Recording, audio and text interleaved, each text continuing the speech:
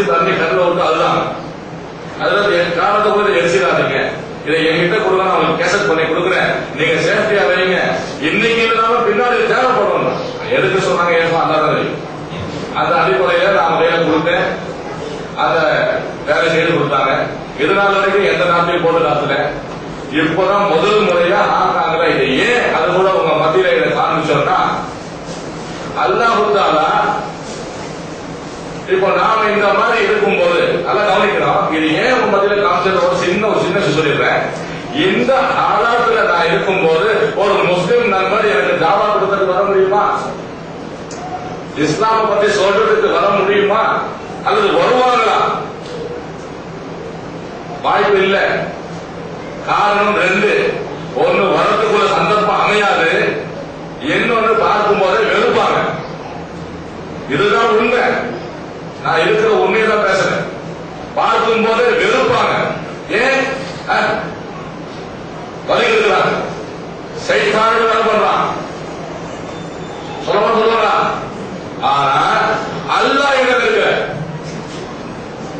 இதான் உங்க மத்தியில சொல்ல வரேன். இதை ஏன் போட்டு காட்டுங்க சொன்னா, அல்லாஹ் என்ன வெறுத்திருந்தா சொன்னா உங்க மத்தியில நான் முகமது சாதிக் இந்த வாழ்க்கையில வந்திருக்க முடியாது.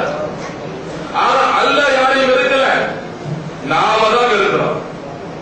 நாம எப்படி சஹாபா பெருமக்கள் தியாகம் பண்ணிக்கிட்டு ஒவ்வொரு இடத்திலும் போய் ஒவ்வொரு மக்கள் கிட்ட போய் தியாகம் பண்ணாங்களோ, அவங்க தியாகம் பண்ண போய் வெறுத்திருந்தாங்க. இந்த சைனா வந்திருக்க மாட்டாங்க. இந்த சைனாவில் வந்திருக்கவே மாட்டாங்க.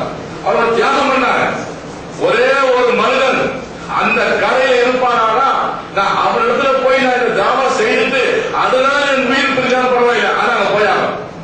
இந்த யகீன வகையில இருந்தது, இந்த ஈமான வகையில இருந்தது, இந்த தக்வா வகையில இருந்தது, இந்த இஸ்திகாமத் வகையில இருந்தது. அதனால வேண்டிதான் இன்னைக்கு சைனால இஸ்லாம் வந்திருக்குன்னா அது சஹாபாக்களோட தியாகம். அவங்க யாரையும் எடுக்கல. காரணம் என்ன? காரணம் ஏன் எடுக்கல? அவங்க சொன்ன ஒரே வார்த்தை ஜாஹில், அறியாமல் இருக்கிறான். அவ்வளவுதான், அறியாமல் இருக்கிறான். நாம போய் அவனுக்கு எட்டி வைக்கணும். அதுக்காக புறப்பட்டாங்க. அந்த அடிப்படையில இப்போ உங்க மத்தியில காட்டுறது என்ன கேட்டா சொன்னா, இந்த மாதிரி உள்ள நமக்கு அல்லாஹ் சுப்ஹானஹு வ தஆலா அளவற்ற அருளாளன் சொல்லியிருக்கிறான். எந்த வகையில் அருளாளன்? எந்த மாதிரி அவனுக்கு மாறு செய்து, என்ன மாதிரி ஒரு பெரும் கூட்டத்துக்கு பதிலத்தி போன என்ன மாதிரி உள்ள ஆளுக்கு அல்லாஹ் தஆலா தீன கொடுத்திருக்கிறான். இதுதான் அளவற்ற அருளாளன். இதுக்கு மேல ஒண்ணு தனியா உங்களுக்கு எவிடன்ஸ் கொடுக்க வேண்டிய அவசியம் இல்லை. உங்களுக்கு அன்பாக இருக்கு. அல்லாஹ் தஆலா குர்ஆன்ல சொல்றான், நான் அத்தாட்சி எடுத்துட்டே இருக்கிறேன். விளக்கமானவருக்கு ஒரு அத்தாட்சி போதும். அந்த அடிப்படையில தான் இதை உங்களுக்கு காமிச்சோம். ஆக இந்த நாட்டை தான் முதல் முறையாக காட்டுறது. வேற எந்த நோக்கமும் கிடையாது. இப்படி இருந்தா இப்படி இருக்க சொல்லி காத்துறதுனால வேற எந்த மோட்டிவும் கிடையாது. அல்ஹம்துலில்லாஹ். உங்க மத்தியில ஏற்கனவே தொழுகைக்கு முன்னாடி ஒரு முக்கியமான ஒரு விஷயம் சொல்லிட்டு வந்தோம். அமீருல் மூமினின் கலிஃபா, இரண்டாவது கலிஃபாவாகிய உமர் ரலியல்லாஹு தஆலா அவங்க தன்னுடைய கூட்டத்தோட நகர்வரம் வரும்போது ஒரு நபர் காது செவிடாகவும், வாய் பேச முடியாத ஊமையாகவும், கண் குருடாகவும், உடல் முழுக்க தொழுநோய் லெப்ரஸ் வியாதி உள்ளவங்களாகவும் இருப்பதை பார்த்தார். அப்படி பார்க்கிற நேரத்தில் சொல்றாங்க, அந்த கூட்டத்தின் மத்தியில அந்த கூட சொல்றாங்க, இவருக்கு எதுவுமே இல்லையே, இவருக்கு கண்ணும் தெரியல, காதும் கேட்கல, வாய் பேச முடியல, உடம்பு தொழுநோயா இருக்கு, எவ்வளவு மோசமான சூழ்நிலை இருக்கிறாரு அப்படின்னு சொல்லும் போது இவங்க சொல்றாங்க, கலிஃபா சொல்றாங்க, அமீருல் மூமினீன் அல்லாஹ் தஆலா அவர்கிட்டயே நியாமத்தை கொடுத்துறாங்க. கொஞ்சம் யோசனை பண்ணி பாருங்க.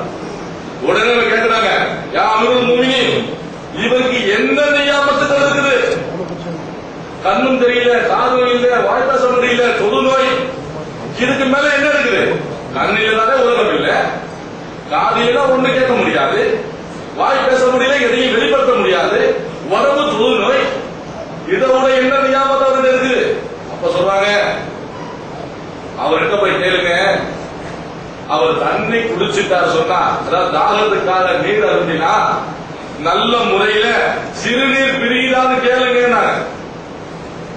உடனே கேட்டாங்க, அந்த கூடுதல் அந்த நபரை பார்த்து, நீங்க தானத்துக்கு நீர் இருந்தீங்கன்னா உங்களுக்கு கஷ்டம் இல்லாம பிரச்சனை இல்லாம சிறுநீர் பிரியுதான்னு கேட்டாங்க. அதுக்கு அவங்க சொன்னாங்க, நான் தண்ணீர் குடிச்சேன்னு சொன்னா எந்த கஷ்டமும் இல்லாம, யார் சொல்றது, கண் தெரியாதவர், காது கேட்காதவங்க, வாய் பேச முடியாதவங்க, உடம்பு தொழுநோய், அவங்க சொல்றாங்க, நான் நீர் தாகத்துக்கு நீர் அருந்தினா சொன்னா எனக்கு எந்த கஷ்டமும் இல்லாம சிறுநீர் பிரியுதுனாங்க. அப்ப சொல்றாங்க, அமீருல் முஃமினீன், இந்த நியாமத்துக்கு அவர் நன்றி செலுத்தினாரா கேளுங்க. யோசிக்கணும் நாம எல்லாரும்.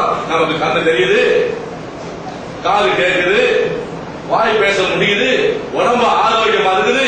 நாம அல்லாஹ்வுக்கு எந்த வகையில் நன்றி சொல்லிருக்கோம்? அல்லாஹ் நமக்கு கோடிக்கணக்கான நியாமத்தை கொடுத்துள்ளானே. அம்மா பி நியாமத்தி ரப்பிக ஃபஹத்தி, அல்லாஹ் அளவற்ற நியாமத்தை கொடுத்துள்ளானே. நாம எந்த வகையில அல்லாஹ்வுக்கு சுக்ர் செய்யணும்? சற்று சிந்திச்சு பார்க்கணும். இப்ப வந்தோம், ஹாங்காங் வந்திருக்கிறோம், ஏதோ ஒரு வார்த்தை, ஒரு மணி நேரம் உங்க நேரத்தை கொடுத்து உங்களுடைய நேரத்தை தியாகம் பண்ணிருக்கீங்க. உங்க நேரத்தை தியாகம் பண்ணி வந்திருக்கிறீங்க. எதுக்காக வேண்டி? ஒரு தீவிர விஷயம் கேட்கறதுக்காக. ஆக இந்த நேரத்தை தியாகம் பண்ணி நாம அங்கிருந்து இங்க வந்திருக்கிறோம். இது எதுக்காக? நீங்களும் நேரம் தியாகம் பண்ணிருக்கீங்க, நாமும் நேரம் தியாகம் பண்ணிருக்கோம். இத ரெண்டு பேரும் ஒண்ணு சேர்ந்தோம். இது வீணா போயிடாது. இத ஏதோ வந்தோம், அவர் நல்லா பேசினார், நல்லா பேசிக்க இல்ல, உண்மையை சொல்றதுக்கு தான் வந்திருக்கு. அப்ப உண்மை தெரியாம இல்ல. ஏன்னா எந்த ஒரு விஷயம் சொல்லிக்கிட்டே இருப்போமோ சொல்லக்கூடிய வாழ்க்கையில வரும், கேட்கக்கூடிய வாழ்க்கையில வரும். அந்த அடிப்படையில் வந்திருக்கோம். தவிர ஏதோ அதுக்கு வந்தார் முகமது சாதிக்கு ஏதோ இஸ்லாத்துல வந்தாரா, வந்து ஒரு 6-7 வருஷம்